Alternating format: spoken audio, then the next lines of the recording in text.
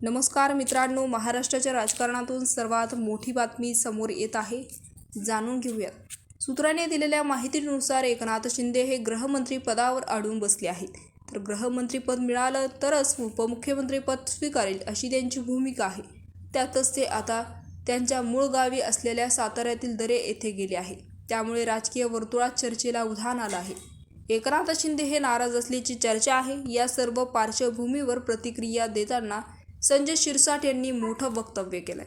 संजय शिरसाट यांच्या वक्तव्यानंतर महाराष्ट्रात पुन्हा एकदा राजकीय भूकंप पाहायला मिळणार का, असा प्रश्न उपस्थित केला जातोय.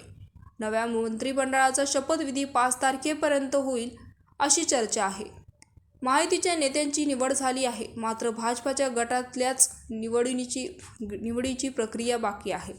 एकनाथ शिंदे, देवेंद्र फडणवीस आणि अजित पवार यांनी पूर्ण निर्णय वरिष्ठांवर सोपवला आहे. त्यांचा निर्णय सोमवारपर्यंत येईल आणि त्यानंतर 2 दिवसांमध्ये शपथविधी होईल. शिंदेसाहेब मुख्यमंत्री असतानाही गावी जायचे, आताही ते गावी गेलेले आहेत.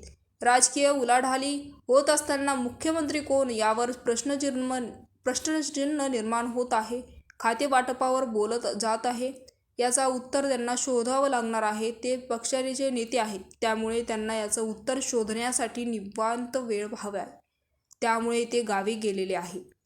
दरम्यान पुढे बोलताना ते म्हणाले की मुख्यमंत्र्यांचे नाव जाहीर झाल्याशिवाय कोणतं खातं कोणाकडे याचं स्पष्टीकरण देऊ शकत नाही. प्रामाणिक स्टेजवरती चर्चा झाली आहे, फायनल काय झालं नाही. जर मुख्यमंत्री भाजपाचा झाला तर गृह खातं आमच्याकडे असावं, असा आमचा आग्रह आहे.